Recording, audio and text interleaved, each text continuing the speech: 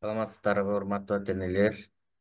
Үчүнчү сухбат конокто күтүү, конокко баруу адеби жөнүндө. Гапар Мадаминов агайыбыздын Дасторкон четиндеги университет деген китебин окуп жатабыз чогуу. Биринчи коноктон ыйыктыгы, жакшы күтүп алуу, дасторкон салуу, чай тамак менен тейлөө. Анан үчүнчү конокко барганда өзүн алып жүрүү. Китепте окуймун. Коноктон ыйыктыгы.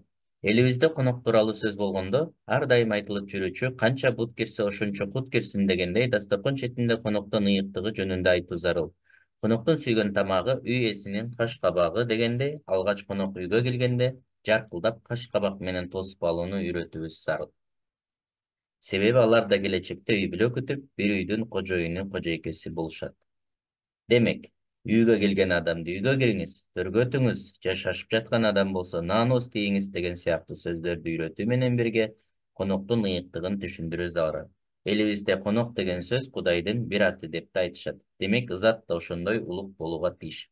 Бул жерде билүүчү бир нерсе бар. Ата-энелердин балдарга айткан ар бир сөзү октой болуп отуруп калат да мээде. Орусча убеждение деп коет го, мындай ишенимдер. Анан аны бала оңой менен өзгөртө албайт. Чоңойгондо дагы ошол нерсе баланын мээсинде калат да, чоң киши болгондо чоң кишинин мээсинде. Ошондуктан кичинекей кезинен биз туура сөздөрдү айтып жүрө бере турган болсок, балдарды мындай туура багытка оңой эле жолдоп коебуз да. Конокту жакшы күтүп алуу жөнүндө. Коноктор келгенче үйдүн эшигин ачып туруу. Конокту жакшылап тосуп алуу, үй ээси келген конокко жылуу жакшы сөздөрүн айтып, жылмайып тосуп алуусу керек. Жылуу мамилеге коноктордун ичи жылып, үй ээсинин алдында алардын орду канчалык экендигин сезишет. Кээ бир адамдар келген коногуна керсейип, кабак салып, аларды оңтойсуз абалда калтырат. Мындай учурда канчалык казан салып, дасторкон жайылганына карабай, бул үйгө келген конок экинчи жолу кайра келбеши мүмкүн. Мусулмандын башка мусулманга жылмайып карашы садака дейт хадис. Конокту жакшы күтүп алуу, дасторкон чай тамак менен тейлөө. Конок айтып келбейт дегендей, дасторкон четинде баарлашканда конок тосууга даяр болуу тууралуу да түшүнүк берүү зарыл.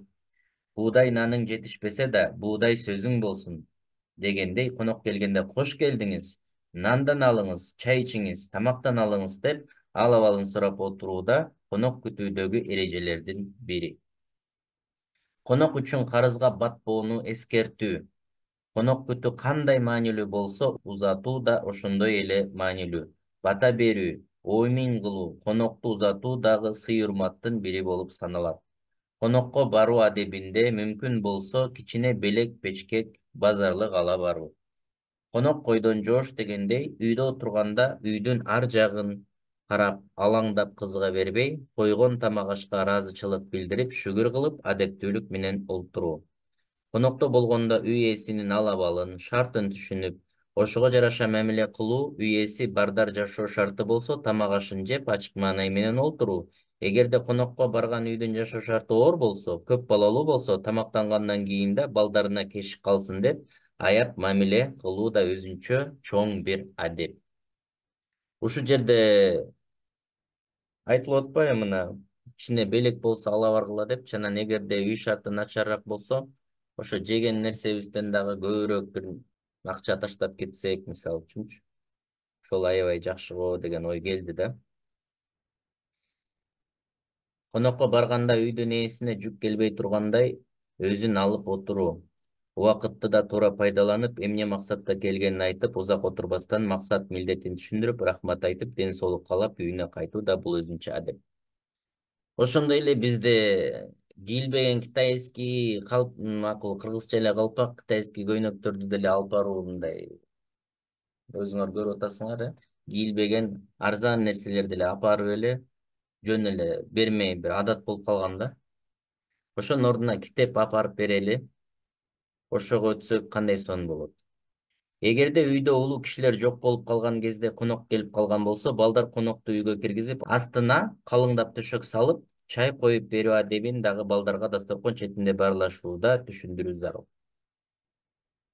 Ошондой эми ушул нерсени айтып атсак, өткөндө ата-энелер да айтты, эми тааныбаган баягы адамдарга келип калса, мисалы үчүн эми ачпаш керек да, аны да үйрөтүшүбүз керек. Конокто үйрөтүп атканда тааныган, бул жерде тааныган адамдар тууралуу кеп болуп атат да. Анан тааныбаган адамдарга уурдап кетет, азыр бизде бар да андайлар дагы.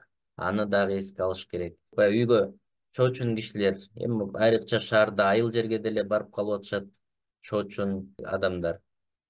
Ошон үчүн биз эскертишибиз керек, булар бүт тааныган, билген кишилер. Чоочун кишилерге жакын жолобош керек.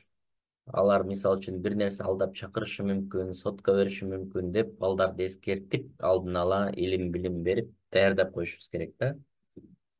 Телефон берип, конфет берип, шоколад берип, акча берип чакырганда барбагыла, тааныбаган киши менен сүйлөшпөгүлө деген нерсени дагы айта кетишибиз зарыл.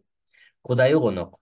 Күндөрдүн биринде бир киши түш көрөт. Түшүнө бир периште кирип, эртең сенин үйүңө Алладан конок келет.